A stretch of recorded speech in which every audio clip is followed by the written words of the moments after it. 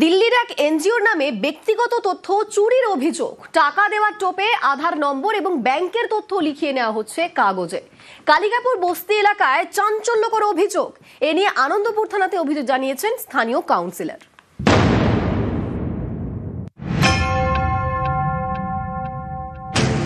স্বেচ্ছাসেবী সংস্থার নামে টাকার টোপ, নানা কায়দায় তথ্য চুরির চেষ্টা করা হচ্ছে বলে অভিযোগ।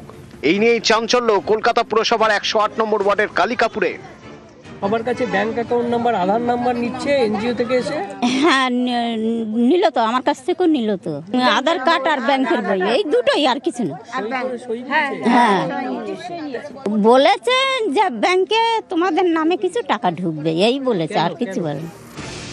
এর আগেও সমীক্ষার নামে তথ্য হাতানোর চেষ্টার অভিযোগ উঠেছে। এ নিয়ে বারবার সরব হন মুখ্যমন্ত্রী।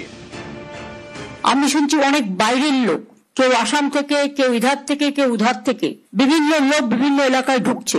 ঢুকে এমনকি আমাদের সমর্থকের কাছেও তার নাম্বার, তার প্যান কার্ড নাম্বার, তার আধার কার্ড নাম্বার, তার ফোন নাম্বার, সে কি করে তার ডিটেলস নিয়ে চলে যাচ্ছে অফিসারদেরও। আমি পুলিশকে বলবো, বি অ্যালার্ট। কখনো আবার কল্যাণী এইমসে মেন্টাল হেলথ সার্ভের নামে তথ্য হাতানোর চেষ্টার অভিযোগ তুলেছেন মুখ্যমন্ত্রী। কল্যাণী এইমস সেন্ট্রাল গভর্নমেন্টের আন্ডারে মেন্টাল হেলথের নাম করে পরোক্ষভাবে এনআরসির নামে একটা সার্ভে করছে।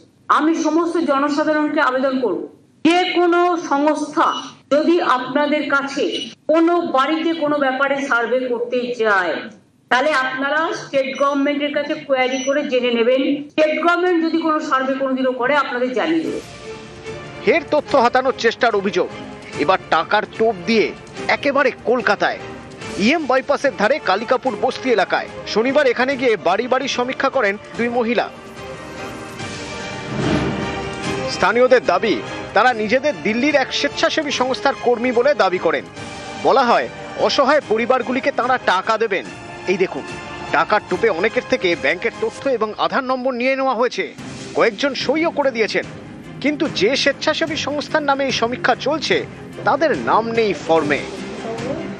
আমার হচ্ছে ব্যাংকের বইয়ের ছবি তুললো, তোমার আধার কার্ডের ছবি তুললো। তখন আমার ডাউট হয়েছিল যে ব্যাংকের বইয়ের এরকম ছবি তুলে পুরো ব্যাংকের বইয়ের পুরো ডিটেলস নিচ্ছে।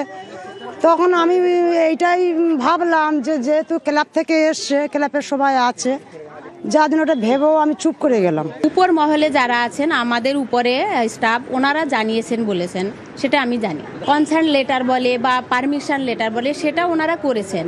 ওটাতে তো আমরা থাকি না, আমরা যেহেতু ফিল্ডে কাজ করি, তো ওই লেটারও নাকি ওনাদের কাছে আছে। এ নিয়ে আনন্দপুর থানায় অভিযোগ জানিয়েছেন স্থানীয় কাউন্সিলর। স্বেচ্ছাসেবী সংস্থার কর্মী বলে দাবি করা দুজনকে জিজ্ঞাসাবাদ করেছে পুলিশ। এটা খটকা লাগাতে আমি তাদেরকে ডেকে যখন জিজ্ঞেস করি, তখন তারা বলে যে এটা আমরা কোনো কাজ করছি না, এটা দিল্লির একটা সংস্থা কাজ করছে। তারপরে আমি থানায় অভিযোগ জানাই। আমার মনে হচ্ছে এখানে কোনো বৃহৎ কোনো ষড়যন্ত্র লুকিয়ে আছে, কারণ যা যা ডকুমেন্টস নেওয়া হচ্ছে একটা গরিব মানুষের ব্যাংকের অ্যাকাউন্ট শূন্য করে দেওয়ার পক্ষে যথেষ্ট। নির্বাচন সামনে, আর তার আগেই এভাবে তথ্য সংগ্রহে কার্যত আতঙ্কের পরিবেশ তৈরি হয়েছে কলকাতা পুরসভার 108 নম্বর ওয়ার্ডের কালিকাপুর বস্তিতে।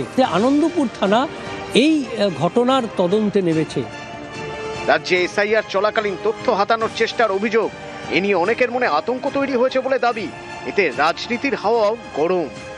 বিভিন্ন এনজিও বা বিভিন্ন সংস্থা সংগঠনের নাম করে কিছু লোক বাইরে থেকে এসে হঠাৎ সমীক্ষার নাম করে তথ্য চাইছে, এবং যাকে তাকে কাউকে দেবেন না। এবং সন্দেহজনক কেউ এলে বা বহিরাগত এই ধরনের কেউ এলে স্থানীয় প্রশাসন বা যারা দায়িত্বপ্রাপ্ত আছে তাদের সঙ্গে যোগাযোগ করুন। এইভাবে নিজেদের বা পারিবারিক পরিচয়, তথ্য, এগুলো তাদের হাতে তুলে দেবেন না। এটা আমরা বারবার বলছি, সতর্ক থাকুন এবং স্থানীয় যারা দায়িত্বপ্রাপ্ত আছে তাদের সঙ্গে যোগাযোগ করুন। রাজ্য সরকার করছেটা কি, যে কাউন্সিলরকে আগে কমপ্লেন করতে হচ্ছে, ঢোকার আগেই তো ধরে ফেলা উচিত। বিএসএফ দেখছে না বলে, অনুপ্রবেশকারী ঢুকছে বলে বারে বারে যারা ঢেকুর তুলছেন, সেখানে কি অন্যায় কথা? এসে নিয়ে চলে যাচ্ছে, কারা নিচ্ছে, কেন নিচ্ছে, কে সই করাচ্ছে, সবই দেখা দরকার। নিউজ 18 বাংলা।